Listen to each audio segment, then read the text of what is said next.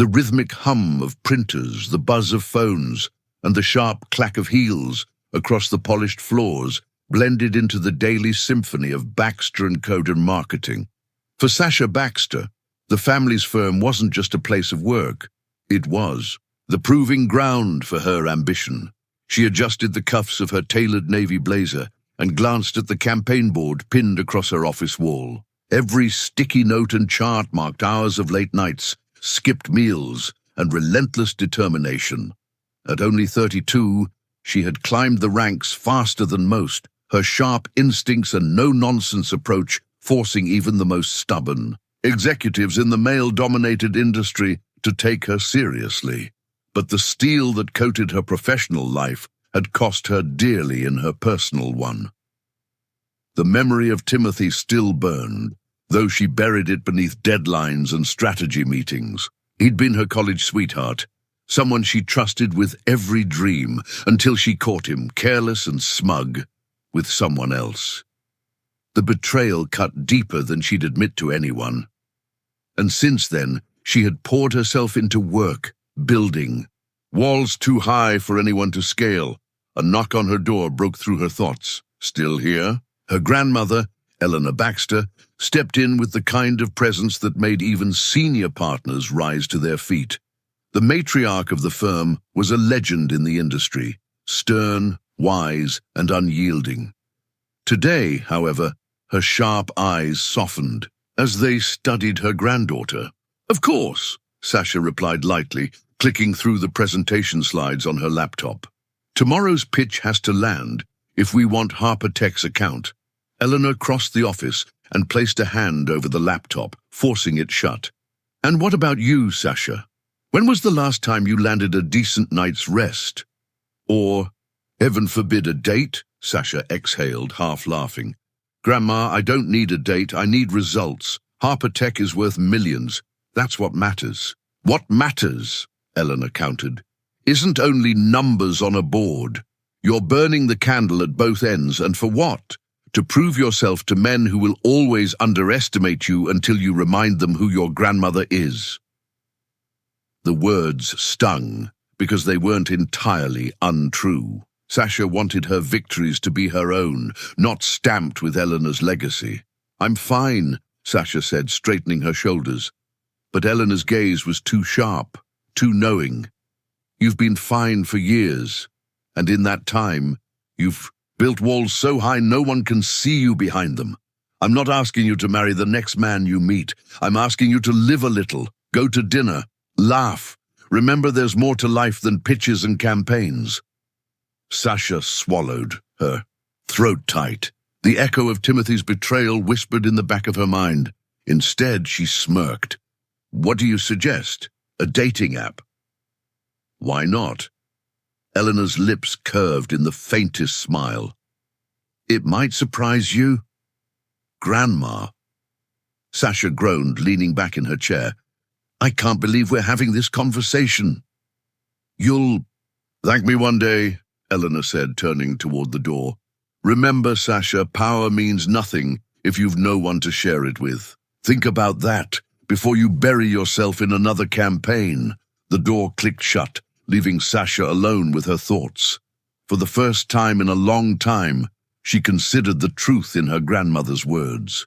She had the career, the respect, the relentless drive. But was that enough?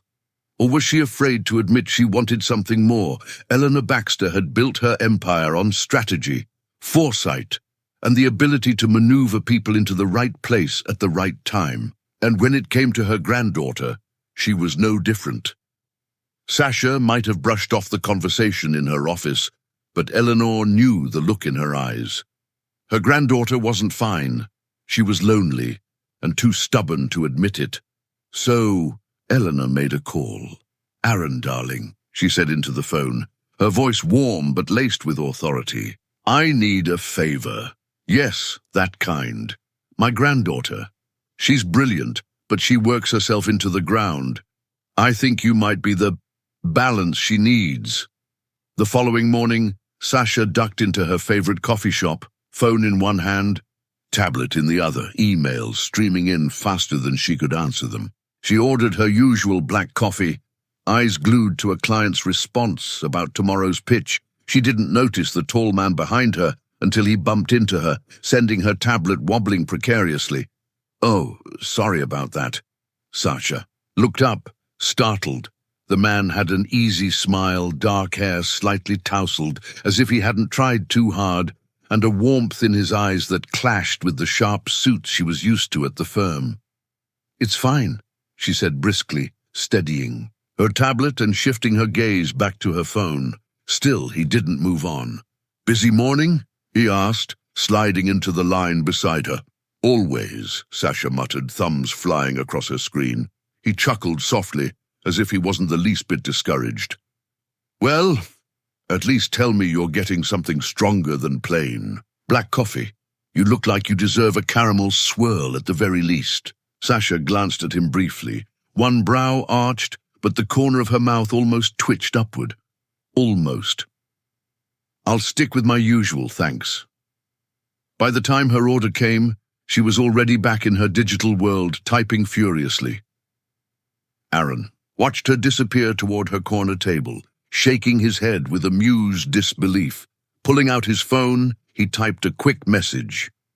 "She's tough. Walls higher than I expected. See you at the retreat." And with that he slipped out of the coffee shop, already plotting how he might try again when the odds, and Eleanor, were in his favor. Sacha tightened the strap of her leather tote as she stepped off the shuttle bus. The firm's annual retreat had always been Eleanor's way of recharging the troops, though Sacha suspected her grandmother enjoyed watching the younger employees squirm as they attempted trust falls and awkward team-building exercises. Sacha never squirmed. She kept her composure, participated just enough, and then buried herself in work during the downtime. She didn't want to be here, but when Eleanor herself had said, "Attendance is not optional," she hadn't dared protest. The retreat grounds buzzed with activity. Staff scattered across the manicured lawns while banners read, "Balancing work and life, building stronger teams." Sacha rolled her eyes. Marketing was about winning clients, not yoga stretches and mindful breathing. She sat near the back of the main conference hall, scrolling through her phone when the keynote speaker took the stage. "Good morning, Baxter and Co." A warm baritone voice rang out. "I'm Aaron Caldwell. My specialty is helping high-performing teams avoid the pitfalls of burnout. Because let's face it, when you're running at 100 miles per hour, you either crash or learn to enjoy the ride." Sacha's head snapped up. Her coffee shop stranger, Aaron, stood confidently at the front, dressed in an open-collar shirt and slacks, no tie, sleeves rolled. He wasn't stiff, like the executives she sparred with daily. He spoke with ease, weaving humor into his slides, stock photos of stressed-out office workers, memes about endless emails, and anecdotes about executives who discovered hobbies after nearly collapsing from exhaustion. The room laughed. Sacha did not. She crossed her arms and muttered under her breath, "Work-life balance is a myth." Yet something about the way Aaron carried himself, relaxed, grounded, drew her in despite herself. His confidence wasn't arrogance. It was steady. Halfway through the session, Eleanor's assistant approached. "Ms. Baxter, your grandmother asked if you could join the breakout group by the terrace." Sacha frowned but stood, slipping her phone into her pocket. Out on the terrace, groups were being reorganized into smaller circles. She scanned the crowd and froze when she saw Aaron walking toward her, holding the list. "Looks like we're paired together," he said, flashing that easy smile. "Fate? Or maybe just Eleanor Baxter's master plan?" Sacha stiffened. "Figures." Aaron chuckled, clearly unfazed by her tone. "Relax, it's just an exercise. 5 minutes of pretending you don't have 40 unread emails waiting for you." "I actually have 63, she replied dryly. "That's tragic." His eyes twinkled with humor. "All the more reason you need me." Despite herself, a small laugh escaped her. She quickly covered it with a cough, but Aaron caught it and didn't let it go unnoticed. For the next hour, they worked side by side on problem-solving games and light-hearted challenges Eleanor had so carefully orchestrated. Sacha kept her guard up, though cracks began to show in her icy exterior. She found herself noticing the way Aaron listened, the way he encouraged others, the way he never seemed rattled, and though she'd never admit it aloud, she felt intrigued. The day's workshops wound down with bonfires lit across the retreat grounds. Most employees gathered around the main pit, roasting marshmallows and trading office gossip under the stars. Sacha lingered at the edges, the flicker of flames casting long shadows over the grass. She was half tempted to sneak back to her cabin to catch up on emails when Aaron appeared beside her. "Don't tell me you're heading off to work," he teased lightly, hands in his pockets. She arched a brow. "What gave it away?" "Your phone practically calls out to you." He nodded toward the trail, winding away from the crowd. "Come on, walk with me. No slides, no exercises, just fresh air." Sacha hesitated, but something in his tone, gentle, unpressured, pulled her along. They walked beneath towering pines, the hum of crickets filling the silence. For once, she wasn't calculating her next move or defending her reputation. She was just walking. After a while, she asked, "How did you even end up doing this? Coaching executives to breathe and stretch and live balanced lives doesn't seem like the kind of career you pick out of a college catalog." Aaron's smile faded into something softer. "You're right. I didn't pick it. Life forced it on me." He slowed, looking out toward the lake glimmering in the distance.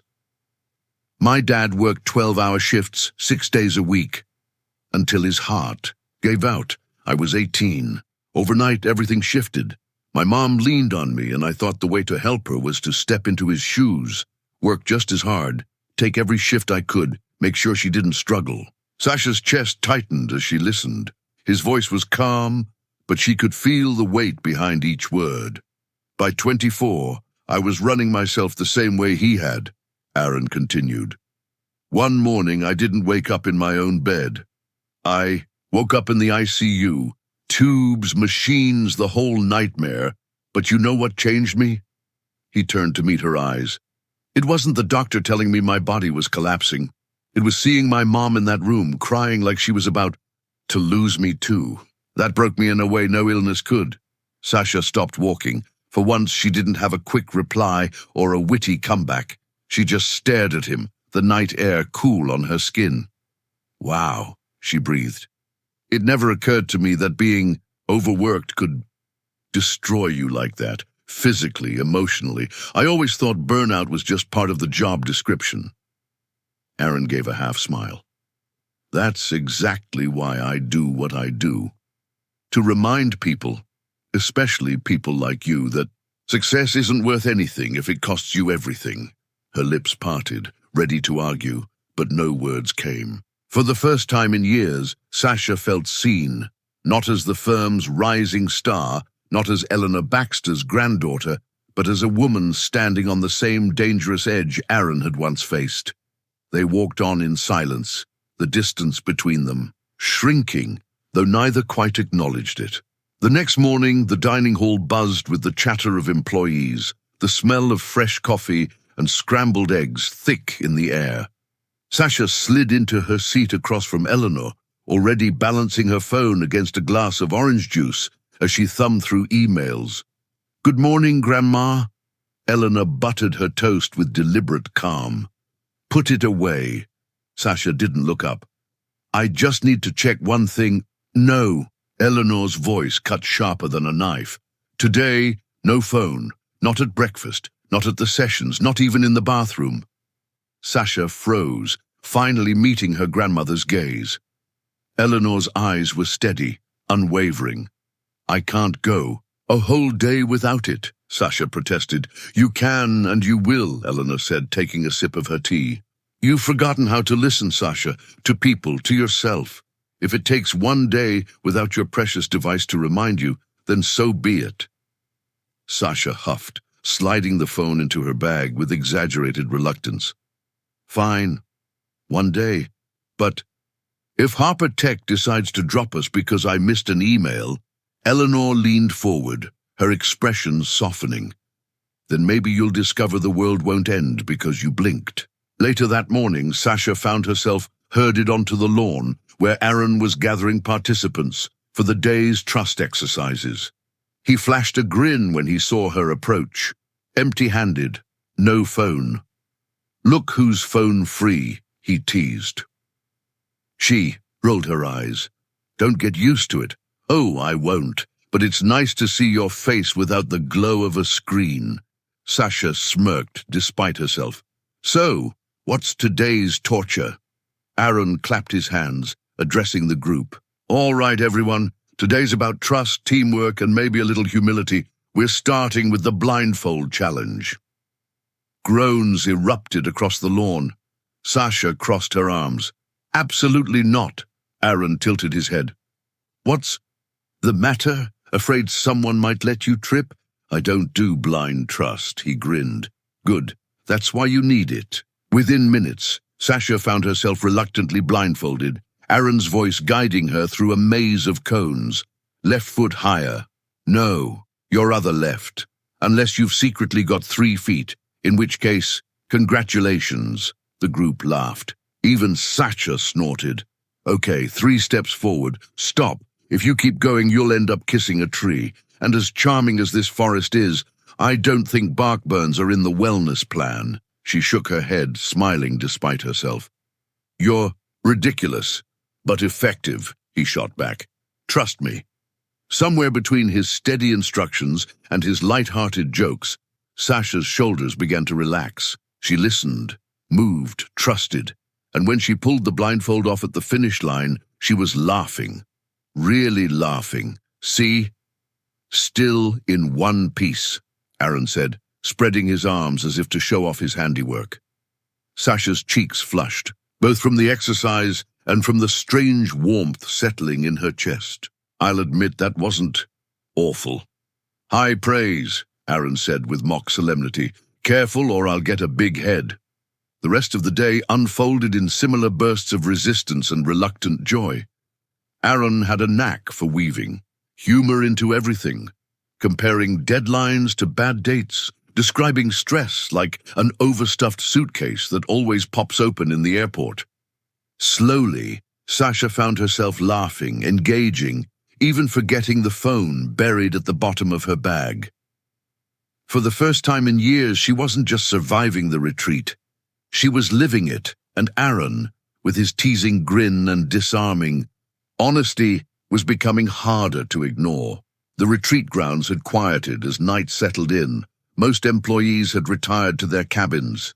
Sacha found herself restless, pacing the stone pathway near the lake. She had survived a full day without her phone, a small miracle, and though part of her itched to check her inbox, another part of her felt lighter.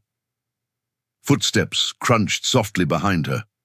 She turned to find Aaron strolling toward her, hands tucked casually in his pockets, moonlight catching the faintest glint in his eyes.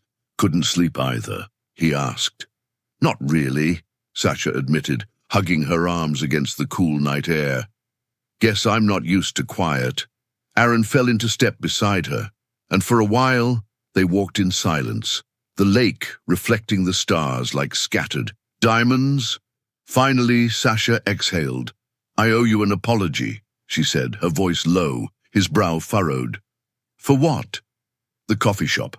I dismissed you without a second thought. You didn't deserve that." She glanced down at the gravel path, then back at him. "The truth is, I had a bad breakup. Trust is a problem for me. It's easier to avoid relationships altogether than risk."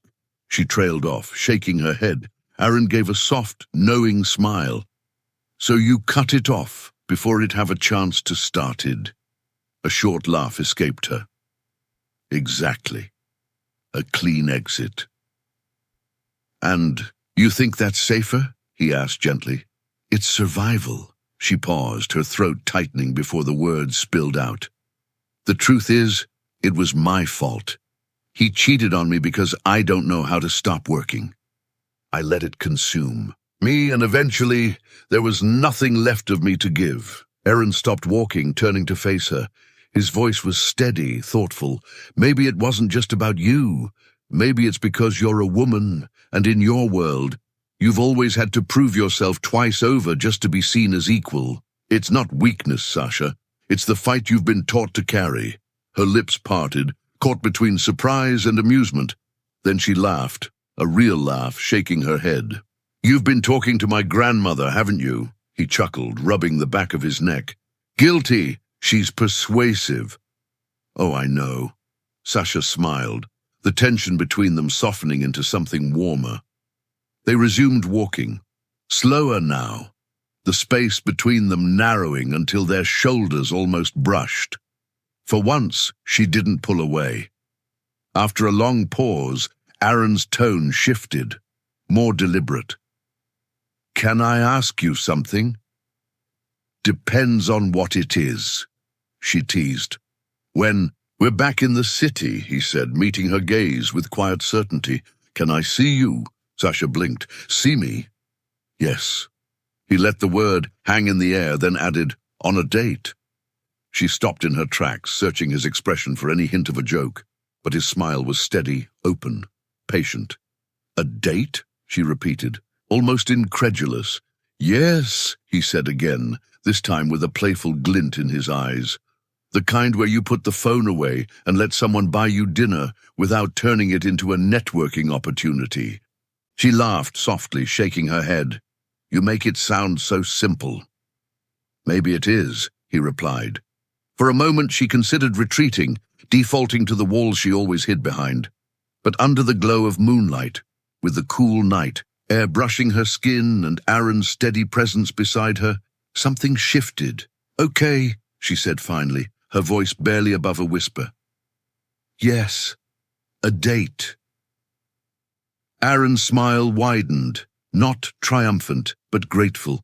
And for the first time, in years, Sacha felt the faint, cautious stirrings of possibility. Back at home a week later, Sacha paced the length of her living room, arms swinging wildly as though she were rehearsing a courtroom case instead of preparing for a date.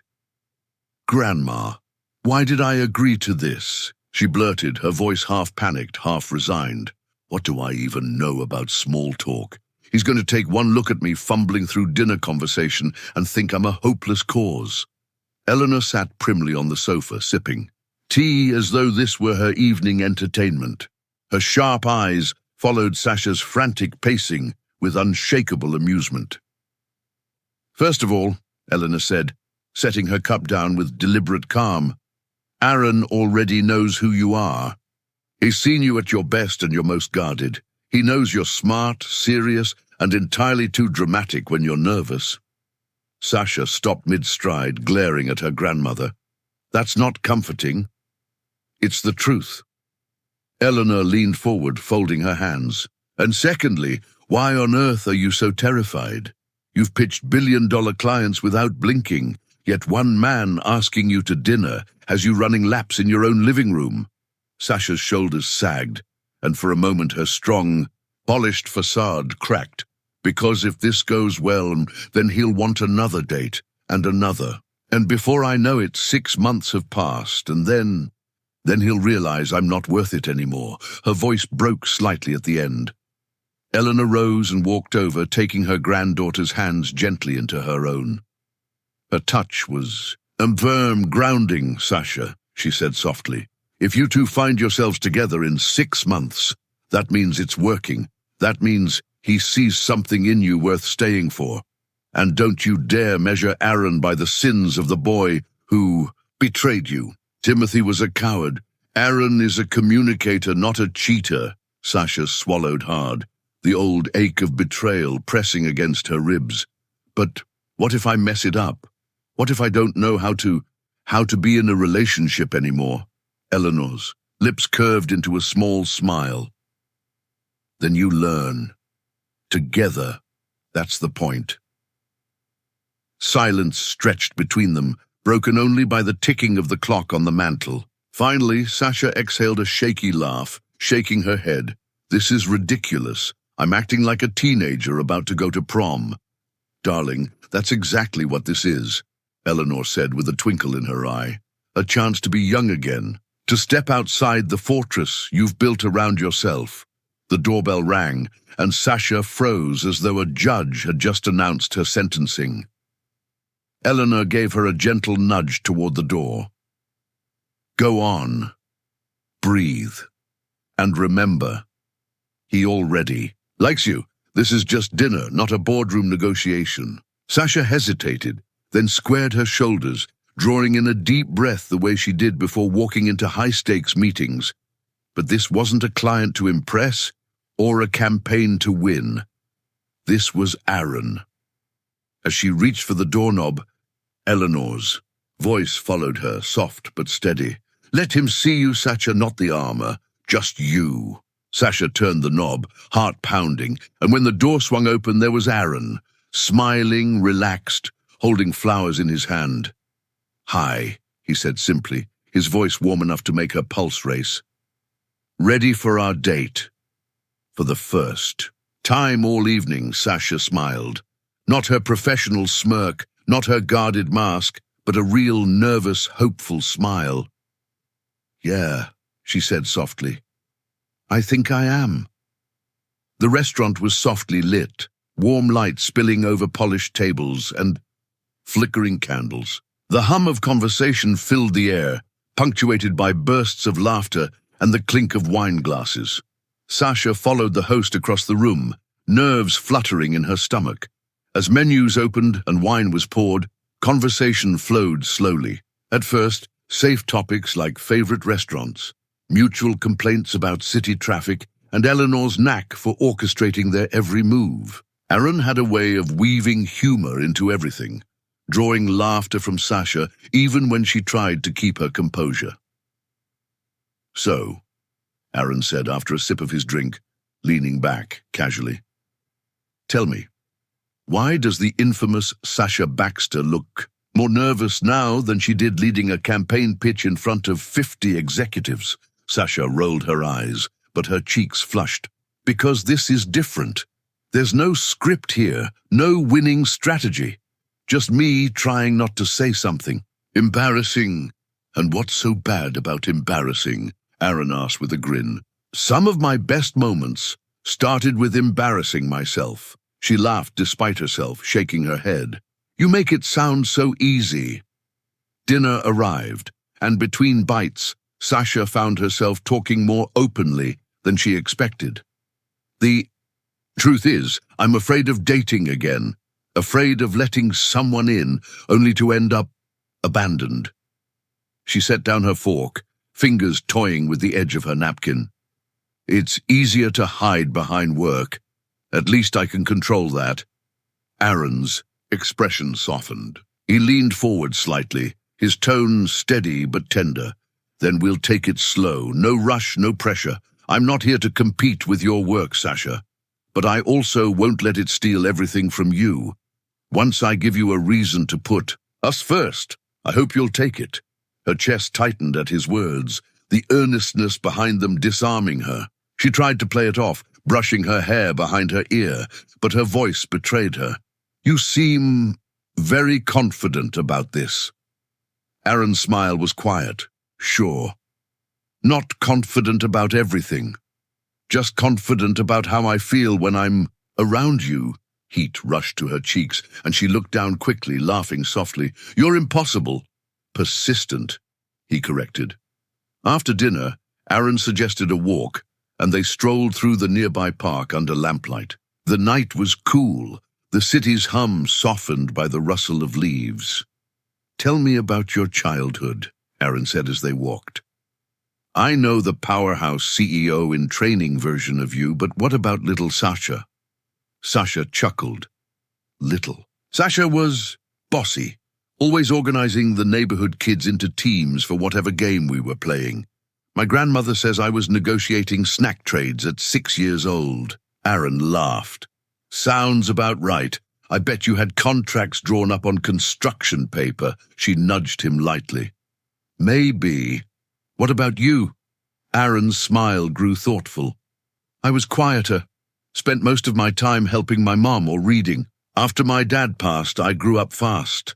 They shared stories, awkward school dances, strict teachers, favorite foods, each memory peeling back another layer, until laughter came easily and silences felt comfortable instead of heavy. By the time they circled back to where his car was parked, the night had grown late. Aaron paused, turning to face her. "So," he said softly, "can I see you again?" Sacha hesitated, heart fluttering, but then nodded. "Yes, I'd like that." Aaron's smile widened, warm and genuine.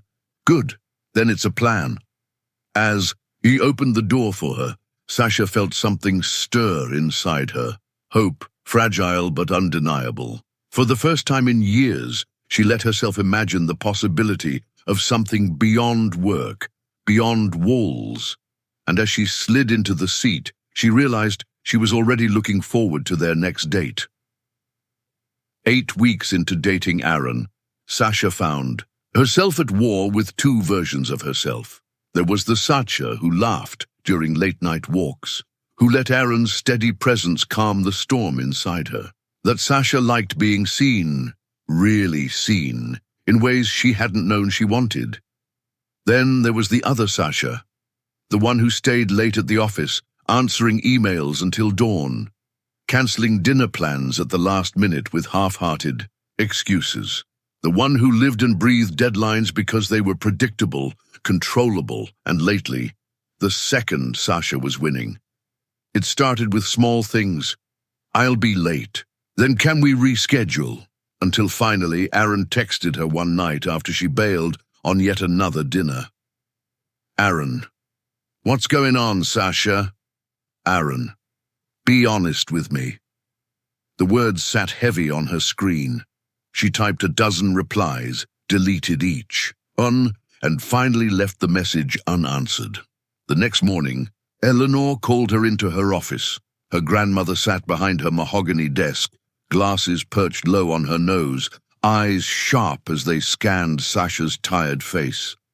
"Do you think I don't notice?" Eleanor asked, voice firm. "You're retreating, back into your old habits. Why?" Sacha stiffened. "I'm just busy. The Harper Tech campaign." "This isn't about Harper Tech," Eleanor interrupted. "This is about Aaron. What's wrong with him?" "Nothing." The word burst out too fast, too defensive. Sacha rubbed her temples, sinking into the chair across from Eleanor's desk. "That's just it. Nothing is wrong. Everything is going too right." Eleanor leaned back, eyes narrowing. "Too right," Sacha's voice cracked as she went on. "He hasn't tried to change me. He hasn't dismissed my fears. And the way I feel when I'm around him—" She broke off, pressing her hands together, tightly. "I've never felt this way before, and I don't know what to do with it." For a long moment, the only sound was the ticking of the office clock. Then Eleanor's expression softened. "You've never been in love before?" Sacha shot up from her chair as if the word burned. "No, Granny, that's not it. It can't be." "Why not?" Eleanor asked gently. "Because love is messy. It breaks you. It ruins everything." Her voice rose, trembling, and before she could stop herself, tears welled in her eyes. She pressed her hands to her face, shoulders shaking. "This can't happen to me. Not me." Eleanor rose, walking around the desk with a grace that belied her years. She knelt beside her granddaughter, prying Sacha's hands gently away from her face. "Baby," Eleanor said softly, "love is the greatest gift we can give another person. It's not weakness. It's not failure.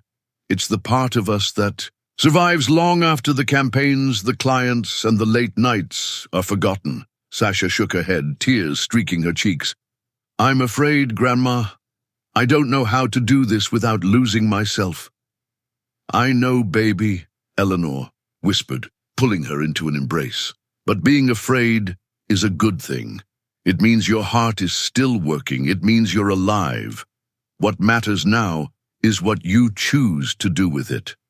Sacha clung to her grandmother like a child again, the scent of Eleanor's lavender perfume wrapping around her like comfort. "You need to talk to Aaron," Eleanor murmured into her hair. "Stop running before you push him away for good. If this man makes you feel seen, safe, and whole, then what you're feeling isn't something to fear. It's something to fight for. Sacha pulled back, wiping her eyes with the back of her hand. Her chest ached, her throat tight, but beneath it all was the undeniable truth Eleanor had just laid bare. She wasn't retreating because Aaron was wrong for her. She was retreating because he might just be right, and that terrified her. More than anything, the following week, Sacha threw herself headlong into work again. Every excuse was ready-made. Deadlines, client calls, campaign adjustments. She let Aaron's texts sit unread for hours, sometimes overnight, until her guilt twisted too tightly, and she sent a curt, "Busy, will call later." But she never did. It was safer this way, she told herself. Retreat into the one place she knew she couldn't fail, the office. Aaron had slipped too far past her defenses, and if she let herself keep falling, she might not be able to stop. One Friday night, long after she thought Aaron would give up waiting, there was a knock on her apartment door. Sacha froze, staring at the door as her heart thudded in her chest. Slowly, she opened it. Aaron stood there, his expression calm but firm, his presence filling the hallway. He didn't look angry. He looked steady in a way that shook her. "Hi," he said softly. "Aaron," she whispered, her voice tight. "What are you doing here?" I got tired of excuses. He stepped inside before she could stop him, closing the door gently behind him. "I'm not here to argue. I just need to understand. Why are you pulling away from me?" Sacha backed toward the couch, arms wrapped around herself. "I told you I've been busy." "No," Aaron cut in, his tone quiet but firm. "This isn't about work. This is about you running." Her throat tightened. "I don't know how else to do this." "Then show me," he said simply. "Tell me what's really going on. No shields, no armor, just you." Sacha sank onto the couch, her hands trembling. Tears pricked at her eyes before she could stop them. "I've never been in love before, Aaron," she whispered, her voice breaking. "And I think I'm in love with you." The words tore out of her like a confession she'd been holding too long. She buried her face in her hands as sobs racked her body. "I don't know what to do with that. I don't know how to communicate emotions like this. All I know is work. All I know is how to retreat when things get too close. That's what I did with you, because I'm terrified." Aaron sat beside her without hesitation, gently pulling her hands from her face. He tilted her chin up, forcing her to meet his gaze. His eyes were warm, unwavering. "Hey," he said softly, "look at me. You don't have to have all the answers. You don't have to be perfect at this. Love isn't about performance, it's about presence." Her tears spilled faster, streaking her cheeks. "But what if I don't know how to stay? What if I ruin it?" Aaron leaned in, his forehead brushing hers. "Then we'll figure it out together, because I'm not letting you run from this, from us." And then, without hesitation, he kissed her. It wasn't hurried or demanding. It was grounding, steady, the kind of kiss that told her she wasn't alone in this. When he pulled back, he wrapped her in his arms, holding her as though she might fall apart if he let go. "I love you too," he whispered into her hair. Sacha broke then, sobbing harder as she clung to him. It was as if all the years of holding herself together, of burying vulnerability under deadlines and armor, finally cracked open. She cried into his chest until her shoulders ached, until there was nothing left but the raw truth she couldn't take back. "I don't know how to do this," she whispered again, her voice muffled against him. Aaron kissed the top of her head, his arms tightening around her. "You don't have to know. You just have to want it. The rest, we'll learn together." For the first time in her life, Sacha let someone else carry the weight. She didn't hide her tears. She didn't retreat. She simply stayed, trembling in Aaron's arms, letting love, real, terrifying love, begin to settle into her heart. When Eleanor said a week off, Sacha thought it was a suggestion. She quickly realized it was an order.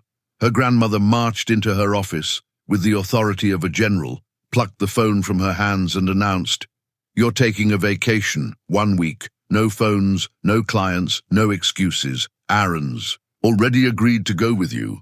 Sacha had sputtered protests, but Eleanor only arched an eyebrow and said, "I can fire you if you don't like it." That ended the conversation. So begrudgingly, Sacha found herself in a small coastal town 2 days later, suitcase in tow, Aaron at her side. The air smelled of salt and pine, the waves lapping against rocky shores. The town was quiet, charming, old. Lighthouses, cobblestone streets, cafes with striped awnings. Most importantly, the cell service was so weak that her phone might as well have been a paperweight. "Your grandmother is ruthless," Sacha muttered as they walked hand in hand. Along the boardwalk, Aaron grinned. "Ruthless or brilliant?" She shot him a look. "Don't take her side." "Too late," he teased. That night, over dinner in a seaside inn, the conversation shifted from playful to serious. Aaron set his fork down, eyes thoughtful. "There's something I've been meaning to tell you." Sacha froze, nerves prickling. "That sounds ominous." "It's not bad," he assured her, "just the truth." He leaned back, his voice steady. "The first time we met at the coffee shop? That wasn't an accident." Her brow furrowed. "What do you mean?" "When your grandmother called me about the retreat, she mentioned you. I saw your photo on the company website, and I asked her about you. She laughed and said, 'If you're serious, you need to see what you're asking about.' Then she told me where you like to get your morning coffee." Sacha blinked, processing. "Wait, you sought me out." He nodded, unapologetic. "I wanted to meet you. So yes, I showed up at your coffee shop that morning, hoping I'd get the chance to talk to you. And when we were paired together at the retreat the first day, I planned it." Her jaw dropped. "You planned it?" "Guilty," Aaron said, his mouth curving into that warm, disarming smile. "I wanted to be near you. I figured if fate wasn't going to give me the chance, I'd make one myself." For a moment, Sacha was silent, torn between shock and amusement. Then laughter bubbled up, spilling out of her until she was clutching her stomach. "OMG, Aaron." She shook her head, still laughing. "I can't believe this. You orchestrated all of it." "Not all," he said quickly. "I didn't plan how you'd react. I didn't plan how guarded you'd be, or how much you'd make me work for it. But when I saw you in person, I said to myself, wow, she's incredible. And from then on, I knew I wanted more than just a chance encounter." Her laughter softened into a smile, eyes bright. "I should be mad." That was manipulative. Aaron reached across the table, taking her hand. "Maybe a little, but I was honest about everything else, and I never stopped giving you the choice. Even when you pushed me away, I stayed because I knew you were worth it." Her chest tightened, the sincerity in his voice undoing her. She leaned in, pressing a gentle kiss to his lips. "Thank you," she whispered against his mouth, "for believing in us when I couldn't." Aaron kissed her back, lingering, his thumb brushing over her hand. "Always." The rest of the week unfolded like a dream. They strolled through art galleries, shared ice cream cones on the pier, and sat on the beach at sunset, their laughter mingling with the crash of the waves. Without deadlines or distractions, Sacha felt herself unraveling in the best way, lighter, freer, her heart no longer locked in steel. The morning after returning from the coastal town, Sacha walked into her grandmother's home. The familiar scent of coffee and lavender filled the air. Eleanor was already seated at the breakfast table, reading the paper, as though she hadn't been waiting all week to hear everything. Sacha bent down and kissed her cheek. "Good morning, Grandma." Eleanor lowered the paper, eyes twinkling. "Well, don't just stand there, child. Tell me everything.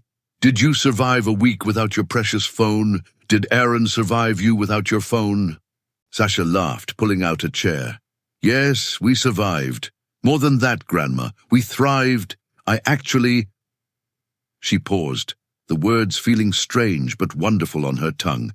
Enjoyed it. And I realized something. I need to change. I'm going to start keeping normal working hours from now on. No more late-night calls or endless weekends in the office. Eleanor's eyes gleamed with pride, but she said nothing, letting Sacha continue. And Aaron, Sacha hesitated, but then her smile broke through, soft and genuine. He wants this to be more. We're going to try to build a future together. He said that if, in a year, we're still as strong as we are now, he wants us to get married. The newspaper slipped from Eleanor's hands as her eyes widened. Married? Sacha chuckled at her grandmother's expression. Yes, married. Eleanor clasped her hands together dramatically. Well, then I suppose I better get started now. Wedding arrangements take time and you'll need a venue, address, invitations. Granny! Sacha burst into laughter. We don't even know what will happen in a year. Why are you so sure? Eleanor fixed her granddaughter with a knowing look. Honey, that man chased after you. He showed up when you tried to push him away. He didn't flinch when you cried in front of him. He saw all of you, your walls, your fears, your brilliance. And he stayed. That kind of man doesn't let go easily. Oh, you're going to marry him for sure. Sacha shook her head, laughing, though her chest swelled with warmth. You make it sound like destiny. Maybe it is, Eleanor said, her voice softer now, more thoughtful. Or maybe it's just the result of two people finally realizing they're stronger together. Either way, I've lived long enough to know when love is real. And what you have with Aaron, darling, it's real. Sacha smiled, her laughter fading into something gentler. I think so too. Eleanor reached across the table, patting her granddaughter's hand. Then let me enjoy this moment. My granddaughter, the unstoppable force in business, finally, letting herself be loved. Sacha squeezed her hand back, her heart full. Thank you, Grandma, for pushing me even when I didn't want it. Eleanor smirked. Don't thank me yet. Wait until I start dragging you through bridal shops. Sacha laughed again, the sound echoing through the kitchen, bright and unguarded. For the first time, the idea of love, real, lasting love, didn't scare her. It filled her with hope. The sun spilled golden light across the Baxter family estate, transforming the gardens into a dreamscape of soft blooms and satin ribbons.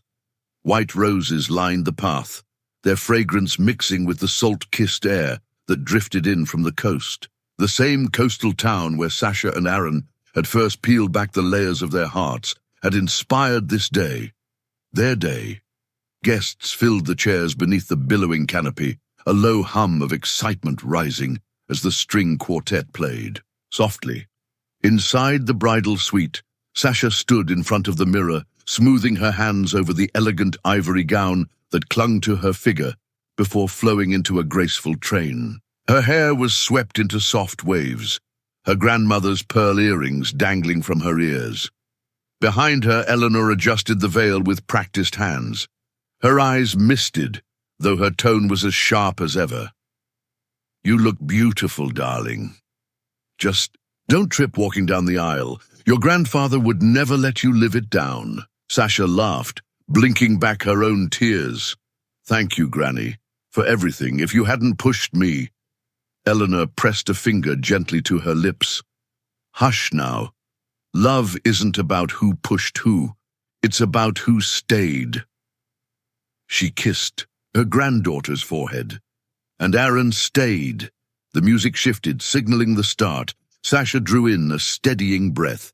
Aaron stood at the altar, his suit crisp, but his eyes softer than Sacha had ever seen them. He fiddled briefly with his cufflink, then stilled when he caught sight of her. The crowd blurred, the music dimmed. There was only her. Step by step, Sacha walked toward him, her heart pounding with the memory of every moment that had led them. Here, the awkward coffee shop encounter, the retreat games, the late-night walks where truths slipped out like confessions, the tears, the laughter, the fear that she wasn't capable of love, and the way Aaron proved her wrong every single time. When she reached him, Aaron took her hand, steadying her. "Wow," he whispered so low only she could hear. "You're incredible." Sacha smiled, tears gathering in her eyes. "You've said that before." "And I'll keep saying it," he murmured. The officiant began. But Sacha hardly heard. The words. All she could focus on was Aaron's hand in hers, his thumb brushing over her knuckles, grounding her. When it was time for vows, Aaron spoke first. "I didn't meet you by accident," he said, his voice clear, strong. "From the moment I saw your picture, I knew I had to find you. And from the moment I met you, I knew I couldn't give up on you. You tried to push me away, but I stayed because I knew you were worth it. Today I promise to keep staying, to keep showing up, to remind you every day that love doesn't have to be scary. It can be home." Tears slipped down Sacha's cheeks. She squeezed his hand, gathering the courage to speak. "My whole life," she began softly, "I thought success was all I could count on. Work was my armor, my shield. When you came into my life, I tried to run. Not because I didn't care, but because I cared too much. I didn't know how to love, not really. But you taught me. You showed me that love isn't about perfection or performance. It's about presence and patience and letting someone see all of you. I never thought I'd be standing here saying this.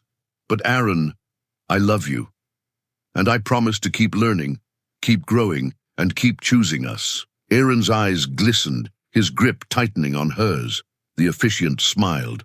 "By the power vested in me, I now pronounce you husband and wife. You may kiss the bride." Aaron leaned in, and when their lips met, the applause erupted around them. But for Sacha, the world was silent. There was only him. Later, as the reception danced into motion, Eleanor sat at the head table watching her granddaughter twirl across the floor in Aaron's arms. She sipped her champagne, a smug smile tugging at her lips. Beside her, a cousin whispered, "You look pleased." "I am," Eleanor replied, her gaze never leaving the couple. "That man chased her, caught her, and held her steady. I knew from the start she'd marry him." On the dance floor, Aaron dipped Sacha, and she laughed, a laugh unguarded, unburdened, filled with joy. With Aaron. And for the first time in her life, Sacha realized Eleanor had been right all along. Love was the greatest gift she could give, and the greatest one she had ever received. Hope you enjoyed this love story by Green Tea Tales. Please support our channel with comments and don't forget to subscribe. Thank you.